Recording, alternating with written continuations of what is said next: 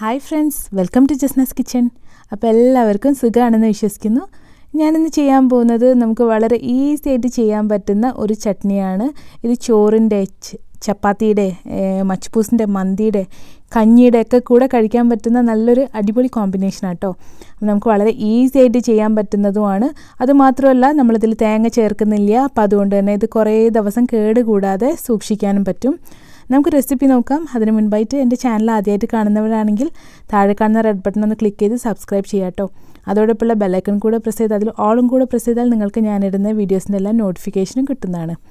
അപ്പോൾ ഞാനിതാ ഇവിടെ ഒരു പാനിലേക്ക് കുറച്ച് വെളിച്ചെണ്ണ ഒഴിച്ചു കൊടുത്തിട്ടുണ്ട്. ഇതിലേക്ക് ഞാൻ വെളുത്തുള്ളിയും ചെറിയ ഉള്ളിയും ഇട്ട് കൊടുത്തിട്ടുണ്ട്. ഈ ചെറിയ ഉള്ളി തന്നെ ചേർത്ത് കൊടുക്കണം കേട്ടോ ഇതിൽ. അപ്പോൾ ഇപ്പോൾ ഒരു 6 വലിയ അല്ലിയാണ് ഞാൻ ചെറിയ ഉള്ളി ചേർത്തത്. പിന്നെ ഒരു 12 അല്ലി വെളുത്തുള്ളിയും കൂടെ ചേർത്ത് കൊടുത്തിട്ടുണ്ട്. അപ്പോൾ ഇത് നല്ലപോലെ ഒന്ന് വഴറ്റിയെടുക്കുക കേട്ടോ. കുറച്ചൊന്ന് വാടി വരണം. അതിനുശേഷം നമുക്ക് ബാക്കിയുള്ള ഇൻഗ്രീഡിയൻസും കൂടെ ചേർത്ത് കൊടുക്കാം. പിന്നെ ഈ ചമ്മന്തിയൊക്കെ എപ്പോഴും ഉണ്ടാക്കാൻ നമുക്ക് മടിയായിരിക്കും. അപ്പോൾ അതുകൊണ്ട് തന്നെ ഇത് ഉണ്ടാക്കിയാൽ കുറച്ച് ദിവസത്തേക്ക് നമുക്ക് കുപ്പിയിൽ ഇട്ട് സൂക്ഷിക്കാൻ പറ്റും. ഇതിലേക്ക് കുറച്ച് വറ്റൽമുളകും കുറച്ച് പിരിയൻ മുളകും കൂടെ ചേർത്ത് കൊടുക്കുകയാണ്. കാശ്മീരി ചില്ലിയും അതുപോലെ സാധാരണ എരിവുള്ള ചില്ലിയും കൂടെ.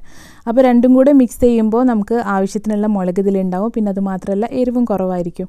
അപ്പോൾ നല്ല എരിവ് വേണമെന്നുള്ളവർ ഈ സാധാരണ മുളക് മാത്രം ചേർത്ത് കൊടുത്താൽ മതി കേട്ടോ. കാശ്മീരി മുളക് ഞാൻ കുറച്ച് എരിവ് കുറയ്ക്കാൻ വേണ്ടി ചെയ്തു എന്നേ ഉള്ളൂ. പക്ഷേ നമുക്ക് അത്ര എരിവൊന്നും തോന്നില്ല. ഇതിലേക്ക് നമ്മൾ മറ്റൊരു സാധനം കൂടെ ചേർക്കുന്നുണ്ട്. അപ്പോൾ ഇത് നല്ലപോലെ ഒന്ന് വാട്ടിയെടുക്കാം. ഇനി നമുക്കിതിലേക്ക് കുറച്ച് ഈത്തപ്പഴം കുരു കളഞ്ഞ് ഇട്ട് കൊടുക്കാം. അപ്പോൾ ഞാനിപ്പോൾ ഒരു 1/2 കപ്പ് വരെ ഈത്തപ്പഴം എടുത്തിട്ടുണ്ട് കേട്ടോ. നിങ്ങളെ ഇഷ്ടത്തിനനുസരിച്ച് ഇതിൻ്റെ എല്ലാം അളവ് കൂട്ടി കുറയ്ക്കുകയൊക്കെ ചെയ്യാം കേട്ടോ. അപ്പോൾ ഞാനിപ്പോൾ ഇത്ര ചേർത്തു എന്നേ ഉള്ളൂ.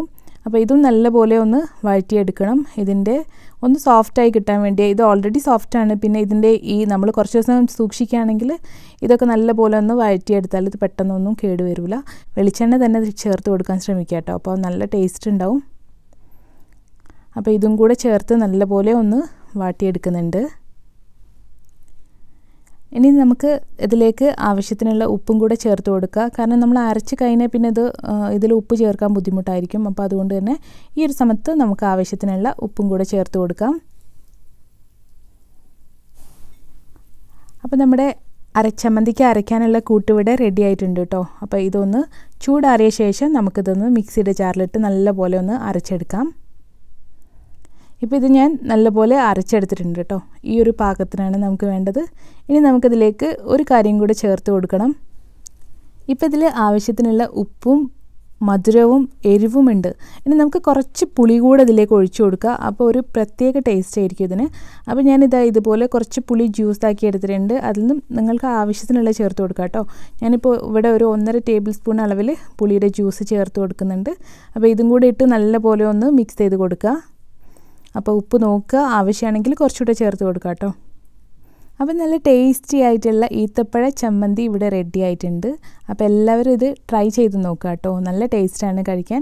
പിന്നെ ഇത് ഞാൻ പറഞ്ഞല്ലോ നേരത്തെ, ചപ്പാത്തിയുടെ കഞ്ഞിയുടെ ഒന്നും കൂടെ മാത്രമല്ല, നമുക്ക് ചോറിൻ്റെ കൂടെ ആയാലും അതുപോലെ മച്ച്പൂസ്, മന്തി എന്തുണ്ടാക്കുമ്പോഴും അതിൻ്റെ കൂടെയും ഇത് നല്ലൊരു കിടു കോമ്പിനേഷനാണ്. കാരണം കുറച്ച് മധുരമൊക്കെ വരുന്നതുകൊണ്ട് നല്ല ടേസ്റ്റ് ഉണ്ട് ഇത്. അപ്പോൾ തീർച്ചയായിട്ടും ഒന്ന് ഉണ്ടാക്കി നോക്കിയിട്ട് നിങ്ങളുടെ ഫീഡ്ബാക്ക്സോടെ എന്നെ അറിയിക്കാൻ മറക്കരുത് കേട്ടോ. അപ്പോൾ നിങ്ങൾക്ക് എൻ്റെ വീഡിയോ ഇഷ്ടമായിട്ടുണ്ടെങ്കിൽ ലൈക്ക് ചെയ്യാനും ഷെയർ ചെയ്യാനും കമൻറ്റ് ചെയ്യാനും മറക്കരുത്. പുതിയൊരു വീഡിയോ ആയിട്ട് ഞാൻ വീണ്ടും വരുന്നതാണ്. അതുവരേക്കും bye bye. Thank you for watching Jasna's kitchen.